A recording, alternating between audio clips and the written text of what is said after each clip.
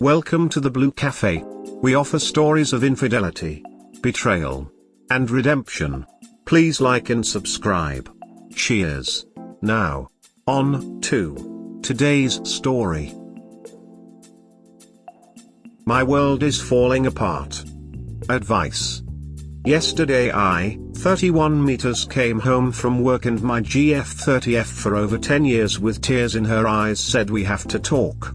Turns out her friend from work has just told her that she cheated on me. My GF has had a mild depression and burnout from work and is on medication for that.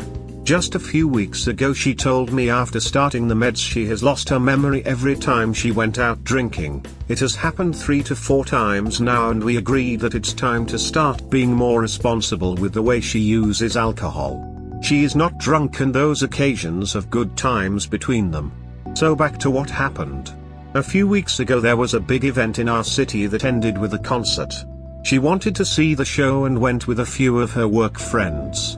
There she ended up dancing, hanging out and kissing another man. Then her piece of shit no good so-called friends went home and left her there to continue the night. I know after the show she went to a local bar. There is a single purchase made with her credit card from there. The bars here close at about 4 AM and the bouncer whom I know told me she wasn't there anymore when they closed up. She was home at about 6:30 AM. The thing is either she shared a cab with someone or she wasn't at town anymore because the bill was too low, saw this in her credit card info too. And we can't find out anywhere what happened between 6:30 AM and where she was and with who. Nobody even knows who the guy from the concert was. The whole situation is ducked up. She didn't remember any of this before her friend told her yesterday, and still doesn't. We had what you would call a perfect relationship, hardly any fights ever, a house, puppy and a cat and unconditional love. Total trust. That night she turned into someone else. The last texts we sent when I told her good night, be safe and that I loved her were just about when the concert was ending. She answered me and told me she's gonna stay for a while before heading home. She was with the other guy when she texted me. That tells me at that moment there was no remorse. She danced with him. She's not the dancing type. We have danced once in our 10 years on vacation in Italy. She had her engagement ring on. She texted me but nothing stopped her. I am a ducking mess. We both cried for days straight. I can't process what happened. I should feel angry but I don't. I feel sick, empty, hollow, hopeless. The strange part is I still want her around. She offered to go stay with her mother so I could get my head together and make my decision, but the thought of her leaving is like someone dumping a bucket of ice cold water on me. I shiver, feel physically ill and nothing helps. I've gone through hard patches in my life, but she was always there for me. She was the one constant, the one good thing that made life worth trying. I can't picture anything in my future without her. What can I do? So she went out drinking while on her meds, realized on the next day that she lost all memory of the evening/night before and then repeated it 3 or 4 times? Really? Something smells really fishy here. For one, I doubt that she can't remember things right after her first glass of alcohol. I bet that she can remember the guy she danced with and the kissing, at least. First things first, tell her to go to a doctor to get tested for STDs and to make a pregnancy test. If she can't remember shit, then she also can't remember if they used condoms. Get a test for yourself as well.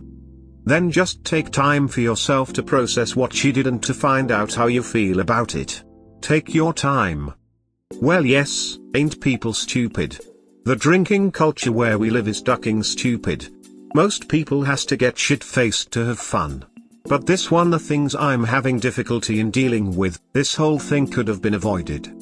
The STD thing is already in motion. That was the first thing I demanded when the initial shock wore down a bit. Yes, that's fine regarding the culture, but decisions are important and she prioritized endangering you and your relationship over a different decision. Sorry, man. It's a good sign that she came clean herself, but this situation will haunt you. My advice you won't like because you're not thinking straight at the moment, but make her leave for a bit. Seek professional help and clear your head. Talk to someone you trust. Don't rush into any decisions. Allow your brain to at least process that this could be a fatal blow. It's on her, not you. Sorry bro, you know it was more than kissing. That is always the go-to when they are caught. It was just a kiss. Then sometimes if you're lucky you will find out more. Often the cheaters don't admit anything. Another thing you need to take into consideration is, if she truly can't remember anything, then this might not be the only time she cheated on you with someone else, but only the one time someone was there, saw what she did, told her about it, and she then came to you. In the end, if her story is true, then you also need to expect that this wasn't the only time she cheated on you. So, do you believe her story? Not only that she can't remember shit, but that she also put herself repeatedly in situations where she can't remember things afterwards, and that she then all of a sudden is a different person that either enjoys cheating on her boyfriend or just forgot that she has a boyfriend in the first place. My world is falling apart. Update. Update. Original post. So update time. Anyone who feels like it is welcome to say I told you so. So there were a couple of leads I still wanted to check before condemning my GF, you know, the benefit of a doubt for the good 10 years we've been together. Not too long ago I got a confirmation from another bouncer I know from the other bar/nightclub in town, and she didn't spend the night there either. Talked to her friends and everything from the original story checked out, and there were a few more details I had been better off not knowing at all. One of them actually put a little effort to get her to leave, but she didn't. The amount of choices she had to make to go through with this is ridiculous. The feelings are weird now. I'm not a mess like I was on D-Day, I'm hollow, like a ghost of myself, but I can still think clearly. The images my imagination cooks up keeps flashing in my eyes and throws me to these short bursts of rage, and then it's back to being empty and hollow inside. I wish I could have some answers, even some obviously made up excuses for her actions, but I can't. I fucking hate this. My life is ruined. My health issues took away my sports career I had built towards for 14 years, and now this. Life is just so fucking unfair. I still do believe she doesn't remember, and I'm too tired to explain my reasoning here. Still, I don't hate her. I pity her. I will still encourage her to get help and support her if need be to sort her problems out, but probably not as her partner. I don't still know for sure what I'm going to do, but getting past this seems like too steep of a hill to climb right now. What are you doing about yourself? You have been wounded. What is your plan for your own healing? I have friends I can talk to, not been up to that yet as I've always been kind of a loner, but that is something I must do even if I'm not really into sharing my feelings with others. Here, the posts are also working like a brainstorm of ideas and different points of view, which helped me over the initial shock. Also exercise. I'm back to wrestling, lifting and running, and thinking of dusting off the old boxing mitts to go give and take some hits to blow off some steam.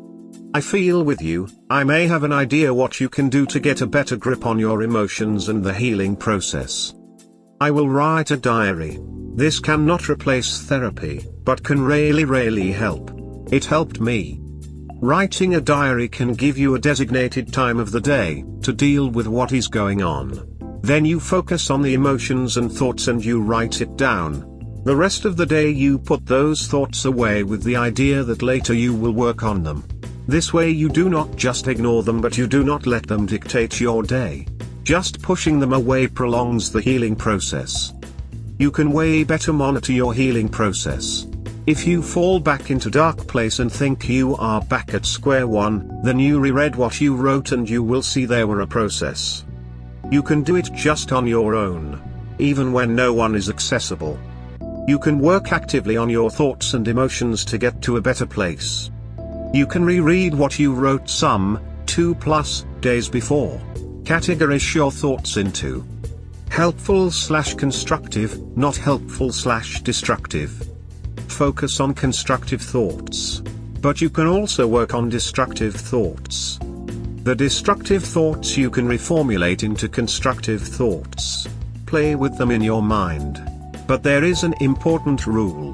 Do not touch the way something makes you feel. Do not minimize it. Do not change how you felt in the past, etc. Just give them a constructive twitch. Like, reformulate them that it gives you motivation. Or advice how you would/should handle the situation in the future.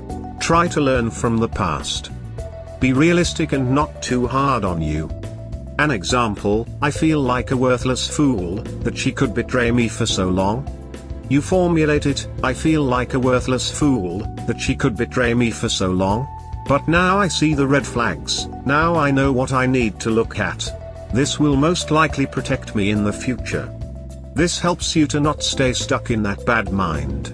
You have found a way out to a better future. If there are some bad thoughts that are hunting you, then you really should play with them and find ways to turn them into constructive thoughts, and those you should write down. And then look at what is best working for you. When that hunting thought shows up, you say in your mind the constructive version again and again like a mantra. I did this once when I had a really bad time, and this was a tip from my therapist. I hope this may help you.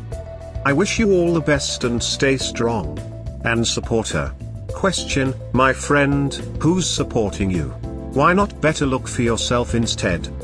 I have a plan to work on myself and my well-being, and I have true friends whom have stuck by me for over 2 decades. I have my support.